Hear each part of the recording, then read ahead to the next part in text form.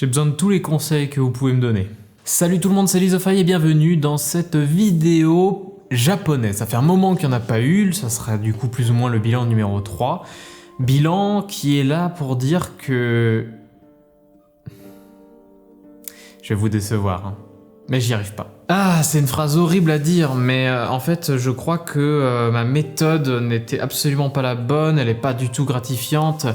Et le fait aussi que j'ai fait une grosse pause actuellement parce que les lives, j'avais un peu de mal, et puis après il y a eu le Covid que j'ai eu, et oui, malheureusement j'ai eu le Covid, et du coup j'ai arrêté les lives, et du coup j'ai arrêté l'apprentissage, et voilà, j'ai fait n'importe quoi.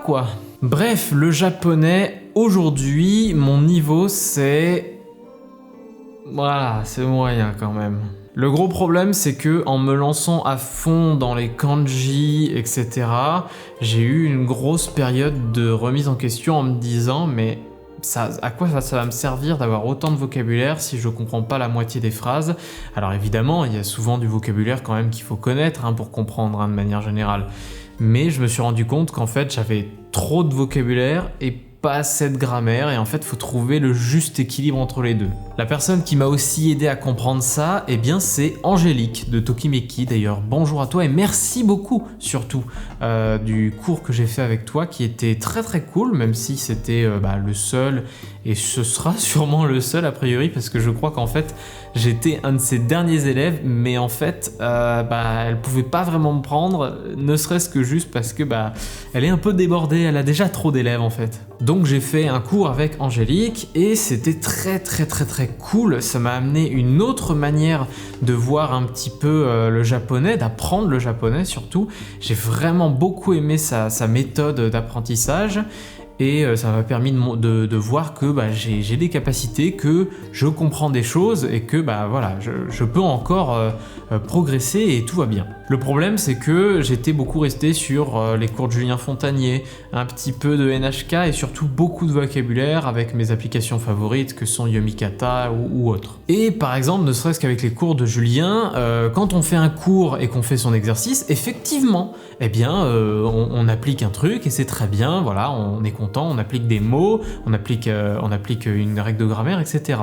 Le problème c'est que quand on retourne sur n'importe quel manga, n'importe quelle lecture ou quoi, on trouve pas forcément d'autres lectures à notre niveau, et du coup c'est vraiment pas gratifiant du tout. J'ai Doraemon que je lisais de temps en temps, que je lisais de temps en temps en live, et je ne comprenais pas grand chose.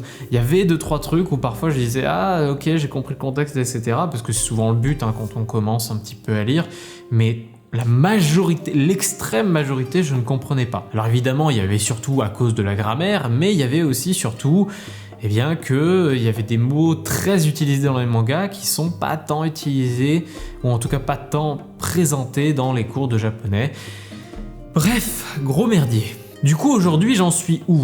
J'en suis à me dire que je vais sûrement revoir les vidéos de grammaire de Julien et les vidéos de vocabulaire, mais je vais pas forcément y aller à fond dans le vocabulaire parce que ça retarde trop, c'est pas gratifiant et ça donne pas envie d'avancer en fait. Je vais essayer de beaucoup travailler aussi autour du JLPT N5, ne serait-ce qu'au niveau de son vocabulaire j'ai presque tout, et au niveau de sa grammaire il me manque pas trop grand chose, donc je pense que c'est pas infaisable pour moi de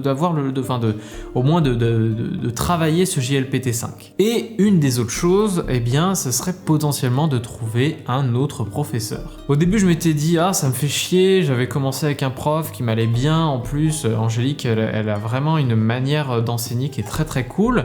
Je doute pas qu'il y ait d'autres profs qui soient très cool, mais du coup j'avais un peu de mal à me dire est-ce que j'accepte ou pas quoi. Donc c'est pour ça que je vais vous demander, est-ce que vous avez des profs particuliers à me conseiller, des profs particuliers évidemment en ligne, avec lesquels je peux travailler régulièrement, et qui soient vraiment adaptés, ou enfin en tout cas bien bien comment dire, qui a une méthode très cool, très gratifiante et que vous trouvez très cool quoi. Parce que bah évidemment Julien il propose un site où il y a 5 ou 6 professeurs, t'aimerais avoir tel professeur mais tu sais pas, il y en a un dans sa bio il t'intéresse, l'autre non, enfin bref, c'est pas forcément facile de choisir son professeur et j'ai pas forcément envie de faire des va-et-vient avec plein de professeurs en fait. J'aimerais essayer comme Angélique d'avoir le truc qui se passe où tu te dis ah putain elle m'aide à progresser quoi. Bref en ce moment il y a un peu de ça et puis comme je l'ai dit eh bien je vais essayer voilà de travailler un petit peu plus au niveau de mon vocabulaire, au niveau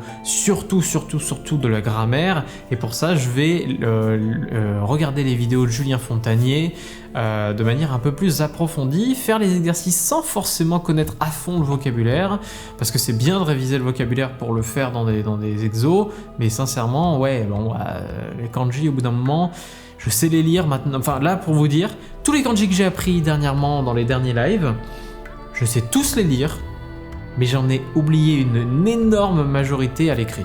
C'est hyper compliqué de retenir à l'écrit, il faut les réécrire régulièrement, très régulièrement et surtout avoir à les réécrire régulièrement.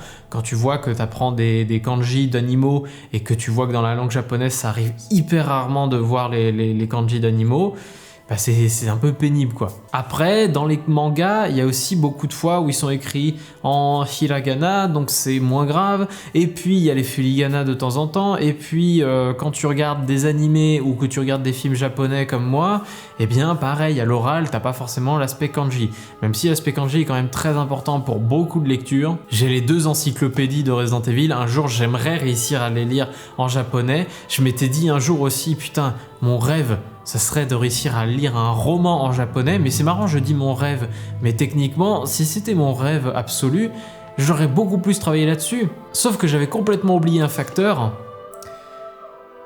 c'est que je suis un connard qui a beaucoup trop de passion. Vous le voyez un peu dans mes vidéos, hein, j'ai les jeux de société, j'ai la guitare, j'ai le piano, j'ai les jeux vidéo, j'ai le montage vidéo, bref, j'ai beaucoup de choses que j'aime et donc le japonais. En plus, j'ai la peinture de figurines, oh mon dieu, il y aura sûrement une vidéo de peinture de figurines, un de ces 4, mais j'ai trop de hobbies différents. J'essaie de resserrer un petit peu cette chaîne autour de cinéma japonais, jeux de société, vraiment de faire un truc bien condensé à ce niveau-là et de pas trop m'égarer. J'ai fait une vidéo guitare la dernière fois, c'était pas forcément le sujet.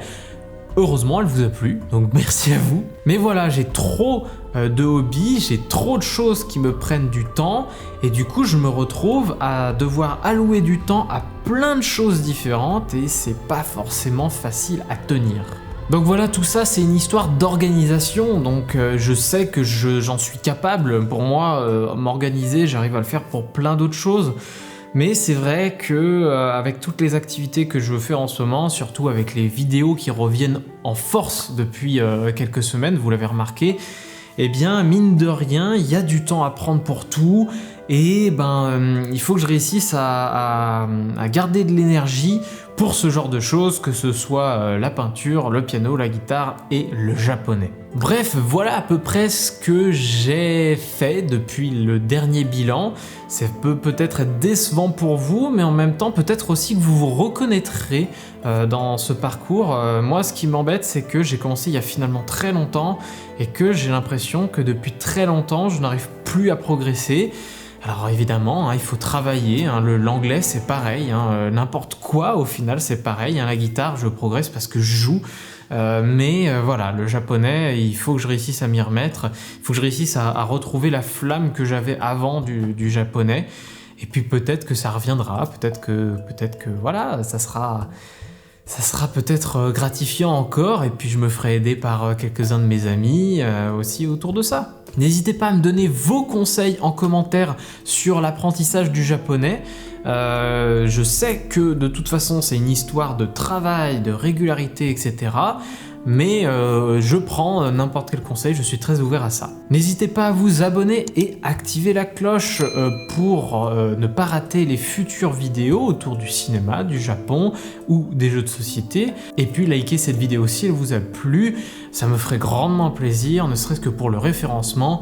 Et puis j'espère qu'au prochain bilan, je pourrai vous faire vraiment un vrai bon bilan de japonais. Je rajoute aussi que eh bien, les lives vont revenir, hein. Les lives, je veux qu'ils reviennent absolument. J'ai envie de vous reparler un peu de yokai et de japonais tout autour, etc. Et puis aussi un petit peu de jeux de société ou de jeux vidéo serait très appréciable. Merci à tous d'avoir regardé cette vidéo. Et puis moi, du coup, je vous dis, salut. Et promis, la prochaine fois, j'aurai progressé.